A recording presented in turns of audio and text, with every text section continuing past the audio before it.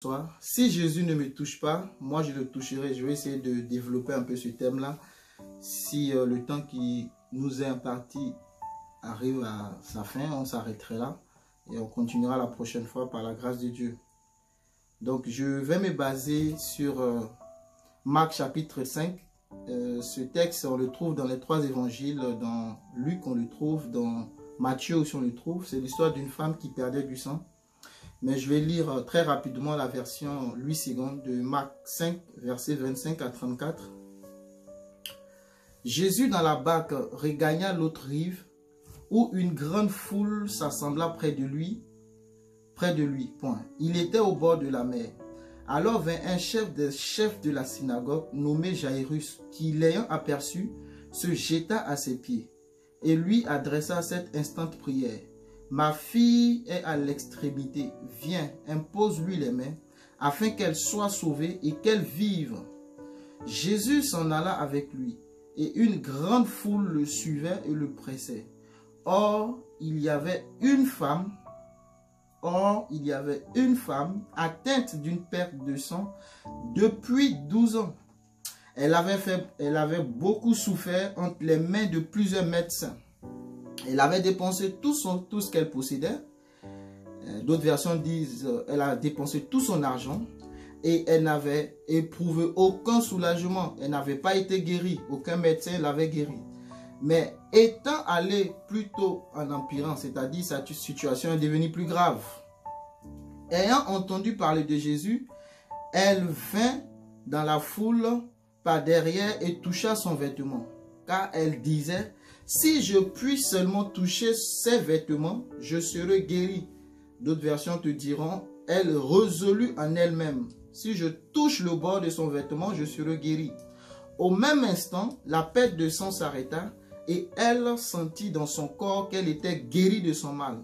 Amen. Jésus connut aussitôt en lui-même qu'une force était sortie de lui et il se retournant au milieu de la foule, il dit: qui a touché mes vêtements? Ses disciples lui disent: tu vois la foule qui te presse et tu dis: qui m'a touché? Et il regardait autour de lui pour voir celle qui avait fait cela. La femme effrayée et tremblante, sachant ce qui s'était passé en elle, vint se jeter à ses pieds et lui dit toute la vérité. Mais Jésus lui dit: ma fille, ta foi t'a sauvée, va en paix et sois guérie de ton mal. Amen. Ma fille, ta foi t'a sauvée, va en paix et sois guérie de ton mal. Donc, si Jésus ne me touche pas, moi je le toucherai. Si Jésus ne me touche pas, moi je le toucherai. Donc, voici une histoire d'une femme qui était malade depuis 12 ans. Elle était malade, elle était atteinte d'une maladie certainement qui lui faisait perdre le sang. Donc pendant 12 ans, elle perdait du sang. Je sais que dans le corps humain, il y a environ 6 à 7 litres de sang. Donc vous imaginez dans son corps perdre du sang pendant 12 ans. Elle était très malade. Et comme tout homme, elle a sollicité les médecins. La Bible dit qu'elle a parcouru les hôpitaux, elle est allée chez les spécialistes, elle a fait des examens, elle a fait tout ce qu'elle pouvait au point où ses finances étaient épuisées, il n'y avait plus rien dans le compte. Mais elle n'avait toujours pas trouvé de guérison. La Bible dit aucun médecin ne put la guérir.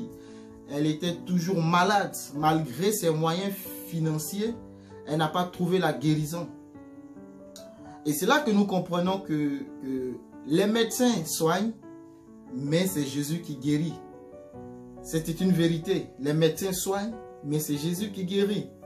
Cette femme-là avait les moyens nécessaires de se faire soigner. Parce que vous imaginez une hospitalisation pendant 12 années successives, c'est une facture très considérable, très importante à la fin. Mais malgré tout, elle a épuisé ses moyens, mais elle n'a pas trouvé la guérison. Et voici que cette femme va entendre parler de Jésus. Elle se dit, tiens, j'ai essayé le monde, c'est-à-dire les médecins, j'ai essayé les cliniques, les praticiens, j'ai essayé toutes sortes de solutions qu'on m'a proposées, mais jamais j'ai trouvé la guérison. Donc, on voit l'état de cette femme. Elle était très faible, elle était malade. Elle avait beaucoup souffert.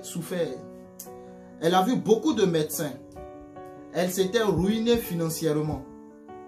Mais malgré tout, elle n'était toujours pas soulagée. Donc, elle restait toujours dans sa condition de perte de sang. Son état s'empirait. Au lieu de guérir, elle s'empirait. Il n'y avait pas de solution humaine possible pour elle.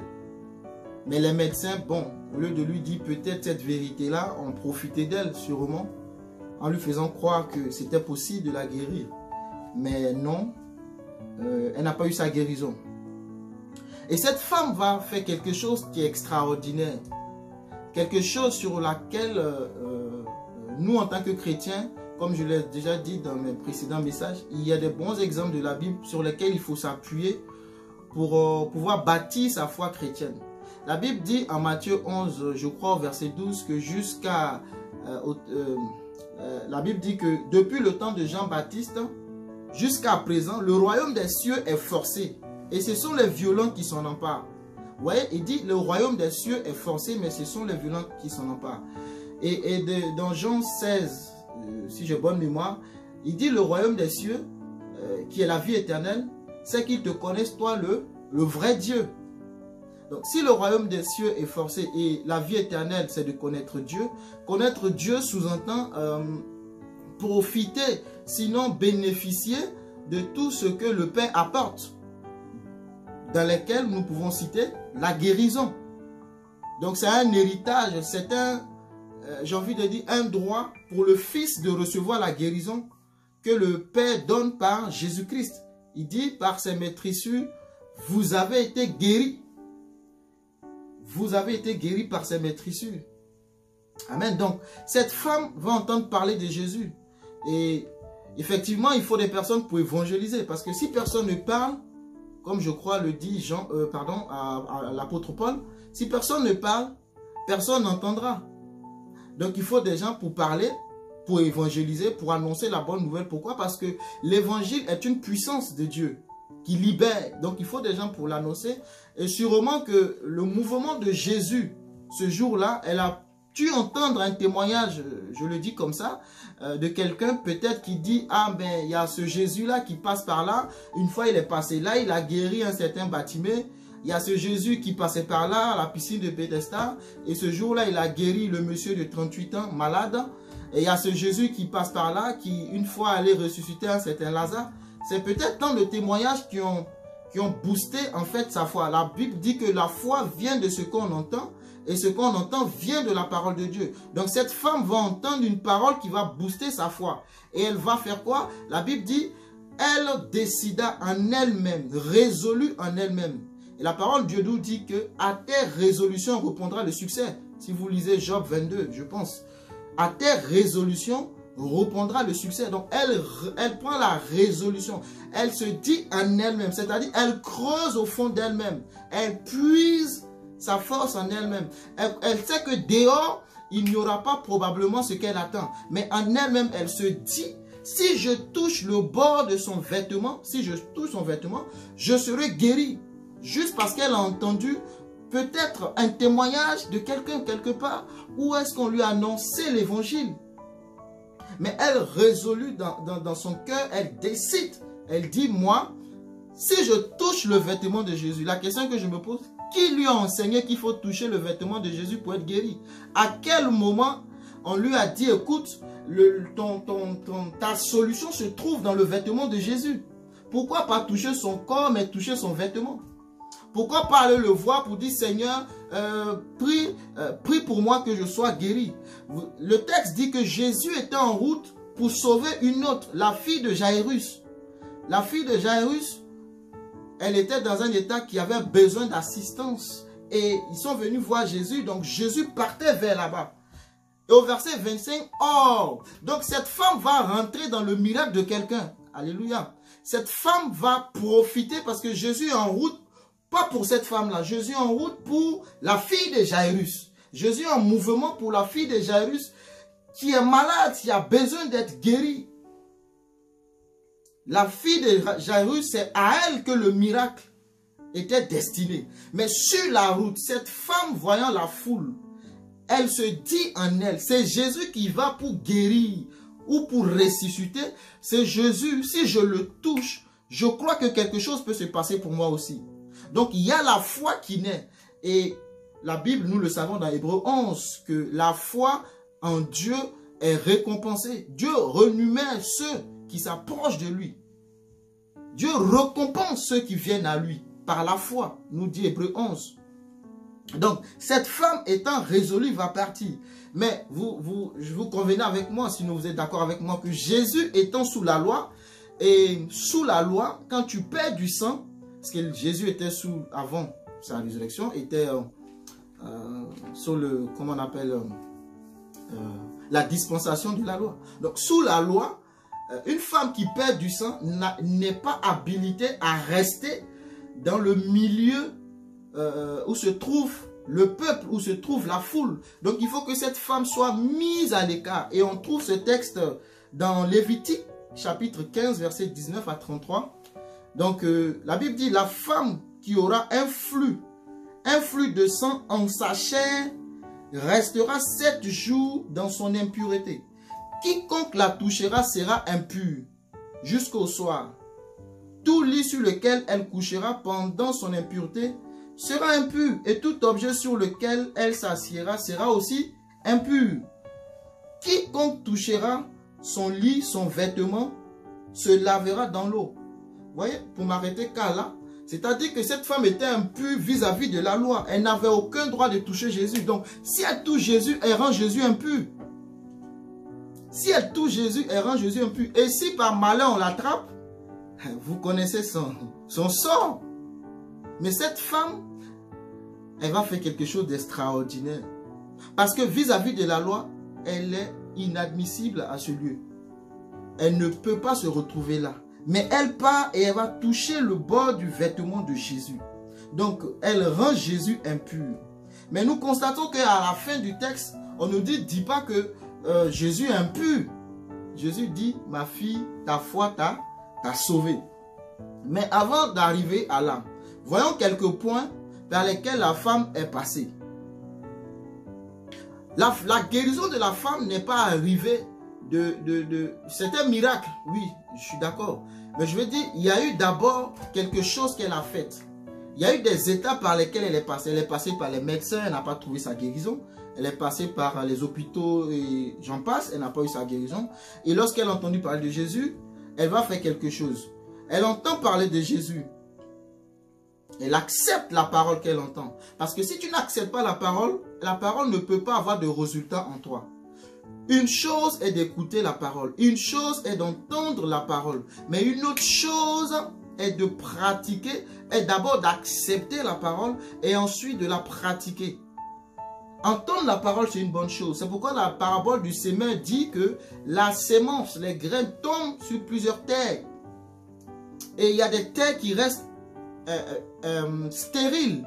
C'est-à-dire que la parole, la sémence n'a pas pu trouver de racines, n'a pas pu trouver d'engrais en ce lieu-là pour pouvoir pousser. Il n'y a pas eu les minéraux, les éléments nécessaires pour la croissance de cette sémence-là. Et si une sémence mise en terre ne meurt, elle ne peut produire. C'est une loi naturelle, c'est une vérité absolue. Toute sémence que tu mets en terre, elle meurt d'abord avant de produire ce que tu attends d'elle. Pour ceux qui ont fait la culture savent de quoi il est question.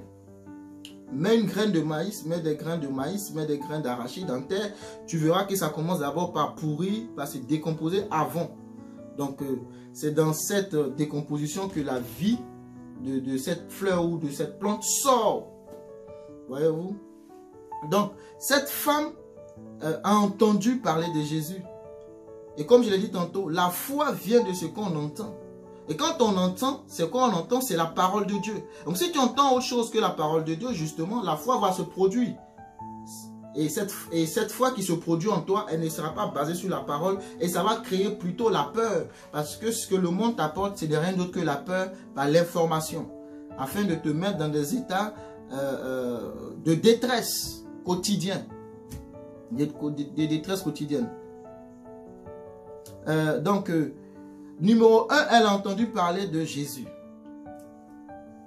Et la Bible dit dans Romains 1, verset 16 à 17 que c'est Paul qui dit, il dit, je n'ai pas honte de l'évangile. C'est une puissance de Dieu pour le salut de quiconque croit, du juif premièrement, puis du grec. Vous voyez, l'évangile est une puissance pour quiconque croit. Vous voyez, l'évangile, ce n'est pas juste une parole. C'est pas quand on libère juste une parole. Mais derrière cette parole, il y a une puissance, en fait. Et c'est ça la parole révélée. C'est la puissance de Dieu qui accompagne cette parole. Tu peux libérer une parole et elle n'a aucune influence. Mais la parole a une influence lorsque cette parole est basée sur Jésus lui-même. Parce que c'est Jésus qui est la parole. Donc cette femme a entendu cette parole et elle va fonder sa foi sur cette parole qu'elle a entendue. Donc numéro 1, elle entend. Numéro 2, ça fait naître la foi en elle. Et là, elle fait quoi? Elle est résolue. La détermination va naître de la femme. Le point numéro 3, la détermination va naître de la femme. Pourquoi la détermination? Vous voyez, c'est une foule. C'est une foule. Et vous savez que Jésus, à l'époque, quand il bougeait, les hommes voulant satisfaire les besoins premiers, c'est-à-dire le manger, le boire, suivaient Jésus. Vous voyez, Jésus, tu le suis, rapidement, il te donne du pain et du poisson. Il va te donner du pain et du poisson pour manger. Mais quand il s'agira de suivre la parole de Dieu, comme lui-même il a expérimenté, après avoir nourri les 5000, ses paroles étaient devenues tellement dures que les gens se sont détournés de lui. Il dit, ah, si tu ne manges pas de mon corps, si tu ne bois pas de mon sang, tu ne peux pas voir le royaume des cieux. Mais on dit, mais tu nous prends pour des carnivores ou quoi? Nous ne sommes pas là pour manger de la chair des hommes. C'est pas ce que nous voulons. Mais ces personnes n'avaient pas compris la pensée de Jésus. Et les disciples, et encore une fois, c'est toujours les disciples qui restent. C'est pour cela que j'ouvre une parenthèse. Quitte le stade de chrétien et sois un disciple du Seigneur. Parce que si tu demeures chrétien, membre d'une église, j'ai envie de te dire que tu rateras beaucoup de choses. Parce que le membre ou le chrétien n'a pas envie d'évoluer, mais n'a pas envie de manger la nourriture solide. Il veut qu'on lui apporte le lait, le biberon. Il veut toujours être au mamelles, qu'on lui apporte le biberon tout le temps. Mais alors que le disciple accepte les paroles qui, même si elles sont dures, et Pierre et son équipe va rester, Jésus va leur dire, mais vous ne partez pas. Et la réponse de Pierre est extraordinaire. Il dit, mais à qui irions-nous, Jésus? Où veux-tu que j'aille? C'est toi qui as les paroles de la vie. Si je te laisse, Jésus, où est-ce que je vais aller? Si toi seul, Jésus, tu as les paroles de la vie, c'est pourquoi moi je ne peux pas partir.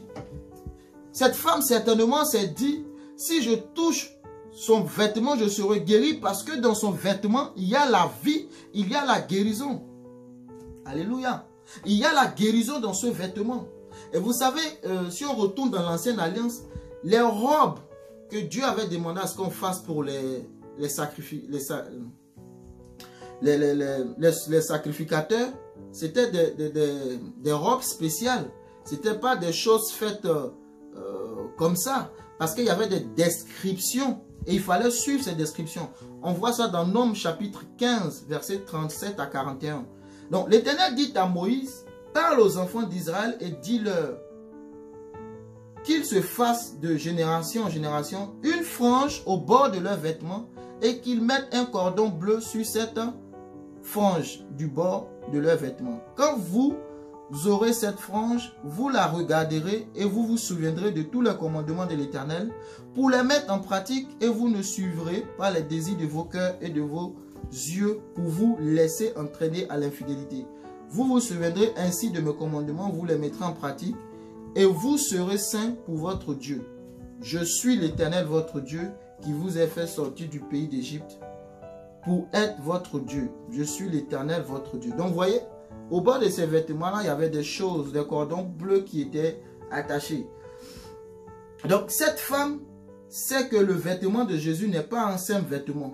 Mais dans le vêtement de Jésus, puisque Jésus lui était un sacrificateur, le vêtement de Jésus, je le dis, je crois dans Hébreu, on le voit.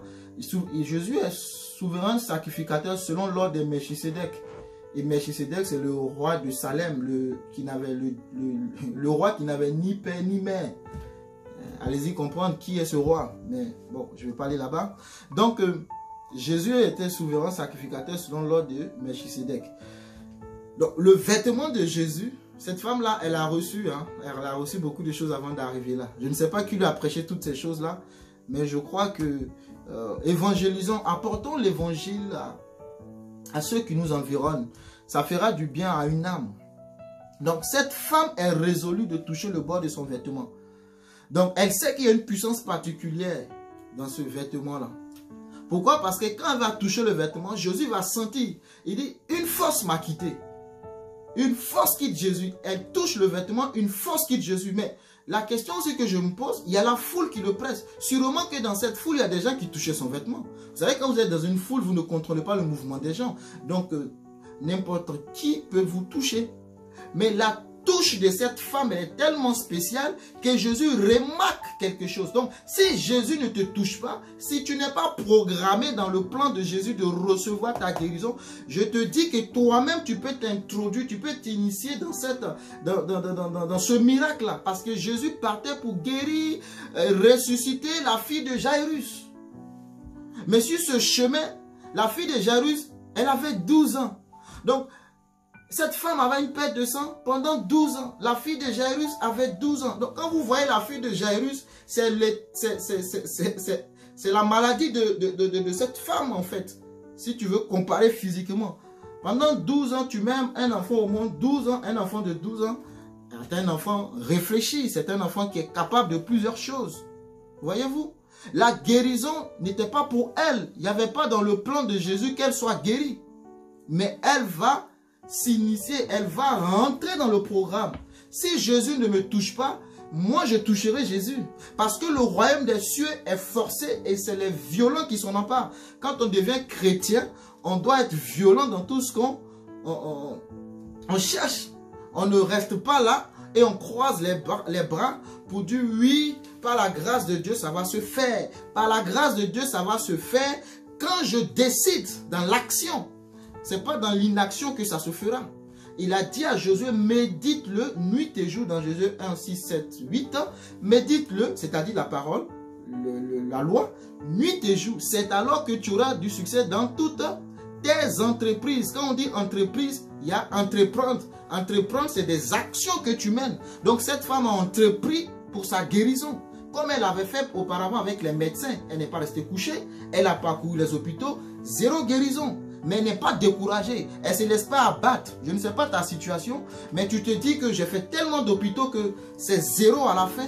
On m'a dit que je suis atteint, que c'est fini. Ça, c'est le verdict des médecins. Mais qu'en est-il du verdict de Dieu? Cette femme n'a pas dit, je suis désespérée, envoyez-moi chez moi, dans un foyer, je vais rester là et attendre ma mort. Parce qu'il n'y a aucune solution humaine. C'est vrai, il n'y avait pas de solution humaine. Mais elle a entendu l'évangile qui est une puissance. Et elle a résolu en elle-même, se disant, si je touche son vêtement, quelle est la résolution que toi tu prends quand tu passes par des épreuves tellement difficiles, des situations tellement compliquées et complexes? Quelles sont les résolutions que tu prends? Est-ce que tu te dis c'est fini pour moi, je préfère baisser les bras et attendre mon sort?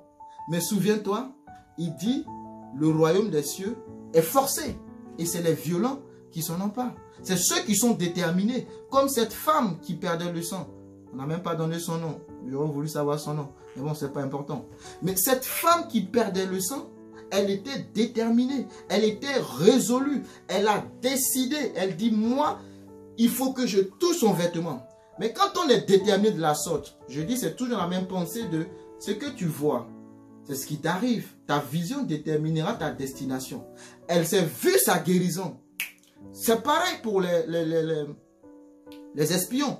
Il y en a deux qui étaient déterminés. Ils ont vu quoi? Ils ont vu Canaan. Pendant que les autres voyaient des géants, des fils d'Anak, eux ils voyaient Canaan. Pendant que cette femme, physiquement voyait la foule, parce que la foule va être un obstacle. Numéro 1, il y a la loi qui est un obstacle pour elle, parce qu'elle n'a pas le droit d'être là. Numéro 2, il y a la foule qui est un obstacle, parce que pour atteindre Jésus, déjà 5000 personnes qu'il nourrit, donc oser Imaginez un peu le nombre de personnes autour de Jésus. Donc, comment est-ce qu'elle va faire pour toucher son vêtement? Donc, il y a comme une montagne. C'est pareil, tu es dans une situation, c'est comme une montagne. Tu te dis, mais comment est-ce que je fais pour gravir la montagne? Ah, mais pour gravir la montagne, il faut que tu rentres en Jésus. Parce que Jésus, lui, il est capable de te faire survoler de tes propres moyens ou capacités, que ce soit physique, financière ou autre. Il y a des choses que tu restes incompétent. C'est-à-dire que tu n'as pas ce qu'il faut. Et la femme ici, elle va accepter. Oh Jésus, j'aime ta parole. Elle va accepter le défi qui est lancé, de braver la foule. Elle va accepter ce défi-là, d'aller affronter la foule. Accepte d'affronter la foule. Tu sais, la foule va te repousser. Vous savez, c'est la même chose qui est arrivée à Batimée. Fils de David, aie pitié de moi. Fils de David, aie pitié de moi. On dit, oh, tais-toi, mendiant que tu sois. Tu penses que le maître va t'entendre? Fils de David, aie pitié de moi. Et tellement il a crié, Jésus s'est arrêté, il dit, amenez-le. Et là, vous savez, les gens, c'est comme ça. C'est au sommet de ta gloire qu'ils voudront venir t'acclamer.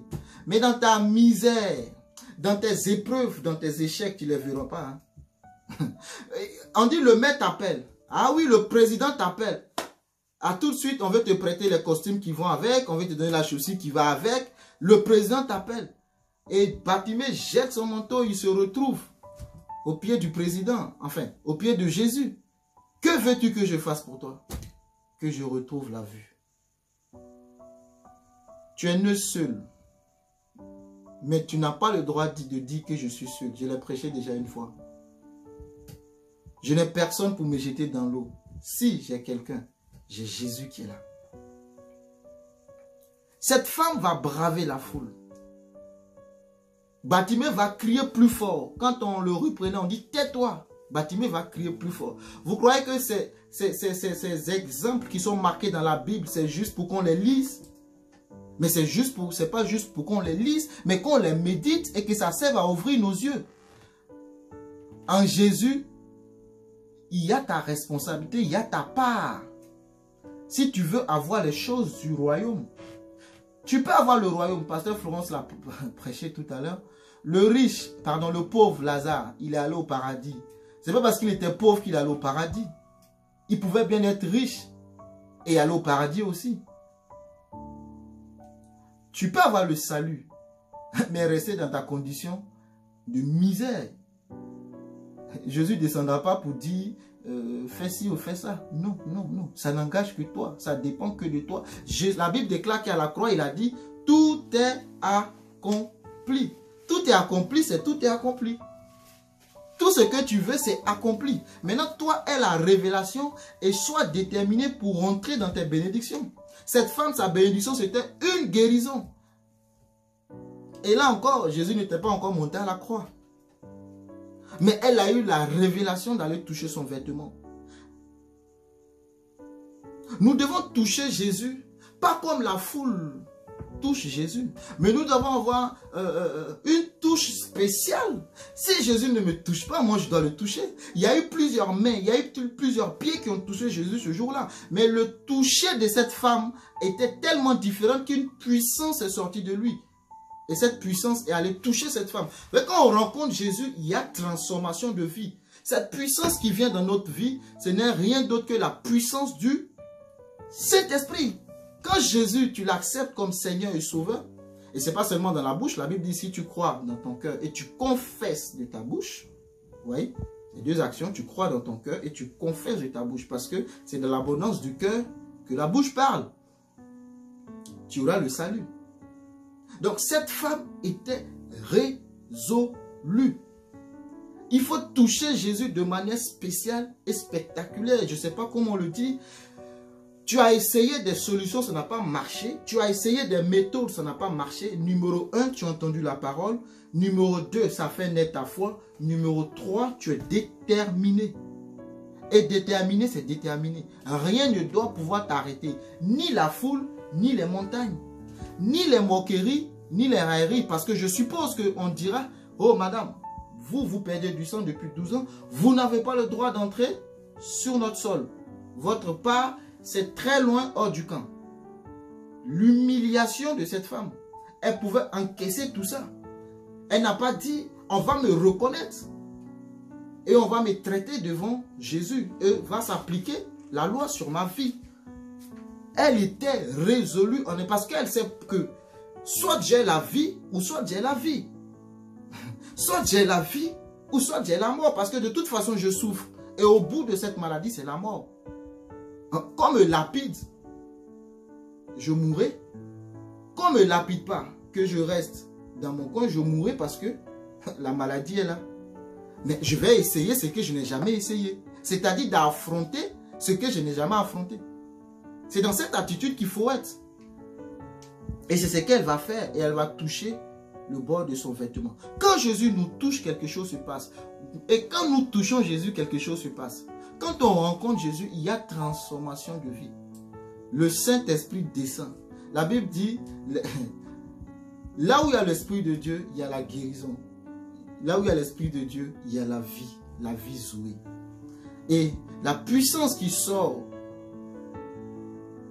de cette femme va toucher, qui sort de Jésus va toucher cette femme. Et Jésus va lui dire, ta foi t'a sauvé. Encore une fois, la vie chrétienne, c'est la foi. Tu ne peux pas vivre ta vie chrétienne en dehors de la foi.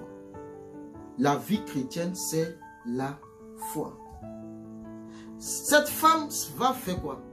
Sa foi va faire que elle va s'élever au-dessus de ses craintes. Elle va braver les obstacles, les douleurs. Elle va braver les moqueries. Elle va braver les lapidations qui l'attendent si jamais elle échoue. Et elle va aller toucher le bord de son vêtement. Comment est-ce que tu touches Jésus? Apprends à toucher Jésus. Ne touche pas Jésus comme tout le monde le touche. Mais il y a des touchés qui font réagir Jésus. Il y a des touchés qui font sortir de Jésus une puissance pour t'atteindre. Il faut que tu aies la révélation comme cette femme. Si je touche son vêtement, je suis guéri. Quelle maladie traînes-tu? Ça peut être physique, spirituelle, émotionnelle, sentimentale. Quelle maladie traînes-tu? Financière? Parce que c'est une maladie. Être pauvre, c'est une maladie. Et puis, c'est une malédiction. Moi, je le dis comme ça n'engage que moi.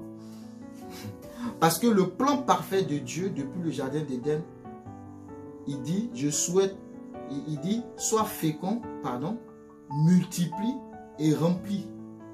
Il n'y a pas de place pour le vide dans le plan parfait de Dieu. Fécond, ensuite, multiplication, même pas l'addition, multiplication, et à la fin, rempli. C'est-à-dire tu multiplies jusqu'à ce que ça soit rempli. Donc si tu n'es pas dans ce cas, tu n'es pas dans le plan parfait de Dieu. Après, chacun est libre de mener sa vie comme bon lui semble. Sinon, le plan parfait de Dieu, voici.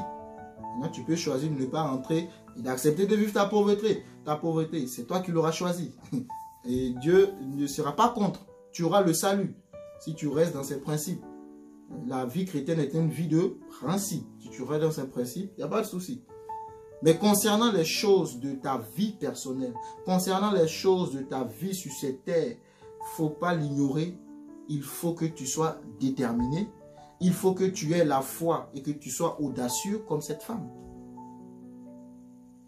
Qui a touché mon vêtement? Qui a touché le bol? Est-ce que tu peux toucher Jésus jusqu'à ce qu'il se dise, qui m'a touché? C'est ce qu'il dit à cette femme. Et pour terminer, cette femme, Jésus savait qu'il a touché. La Bible dit d'ailleurs. La Bible dit d'ailleurs. Jésus savait qu'il a touché. Puisqu'il dit, à la fin du texte, il dit, qui m'a touché? Qui a touché mes vêtements dans cette version? Ses disciples lui disent, tu vois la foule te presse et tu dis, qui m'a touché? Et il regardait autour de lui pour voir celle qui avait fait cela.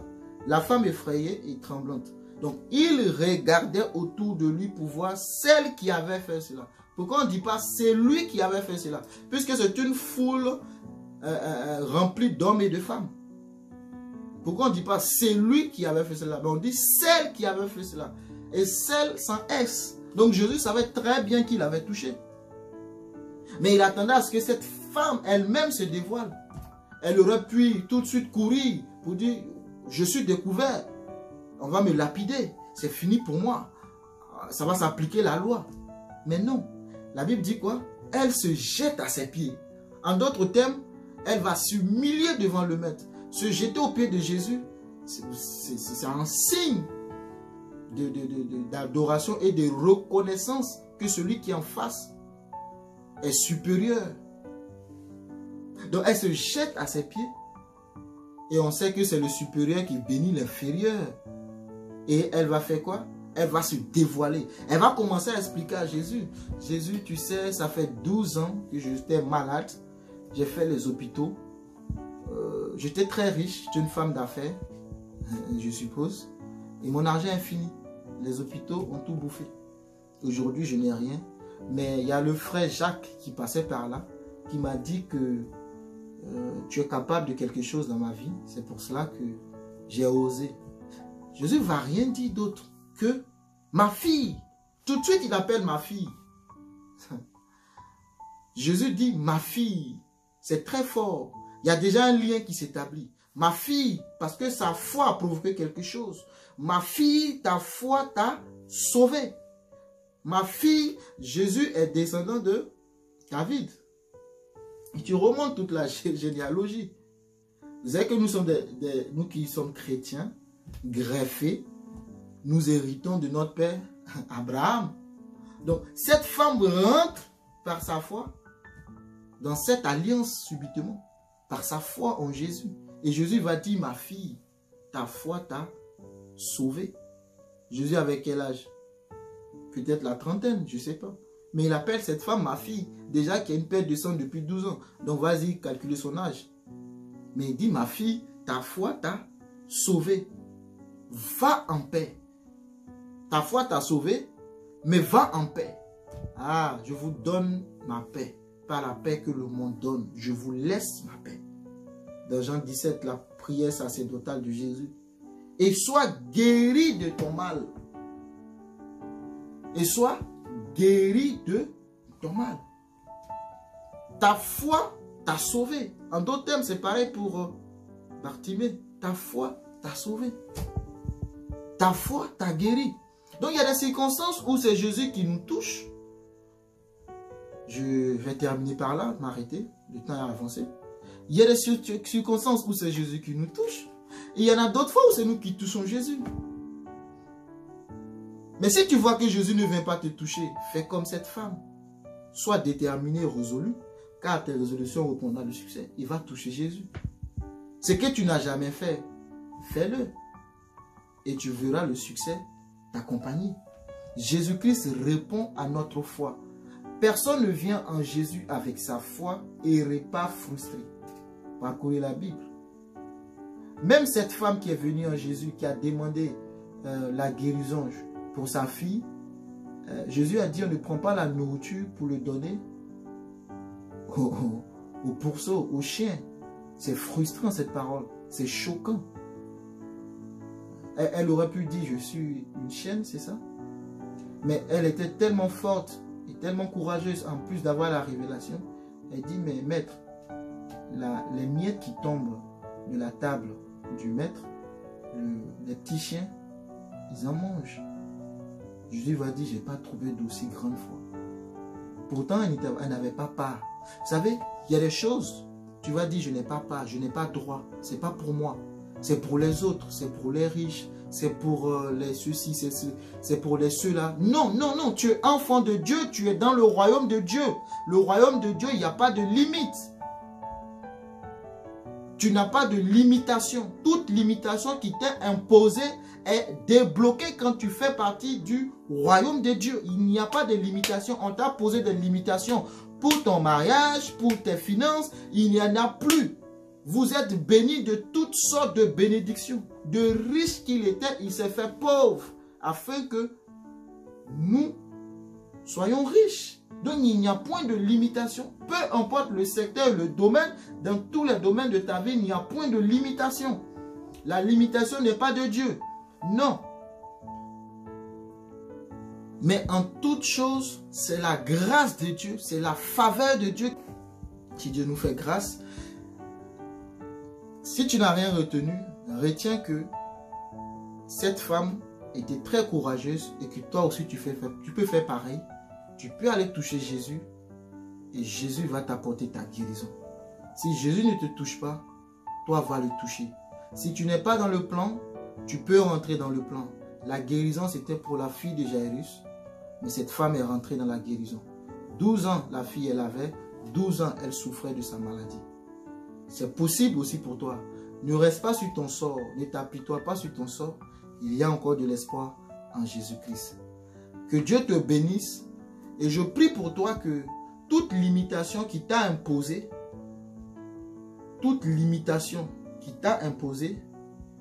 je prie que l'Éternel Dieu Tout-Puissant t'enlève ces limitations dans le nom de Jésus. Peu importe le domaine, que Dieu te les enlève. Il a dit, lève les yeux Abraham, tout ce que tes yeux verront, je te le donne. Lève les yeux au ciel, les étoiles que tu comptes, je te les donne. Va au bord de la mer, le sable que tu comptes, je te les donne. Vous voyez, il n'y a pas de limitation dans le Seigneur. Et que toute maladie que tu traînes depuis des années, je prie que l'Éternel te touche et que tu sois guéri au nom de Jésus. Quelle que soit la maladie, qu'elle soit physique, qu'elle soit spirituelle, qu'elle soit sentimentale ou émotionnelle, que tu sois guéri. Tu peux être malade spirituellement parce que spirituellement tu n'arrives pas à avancer.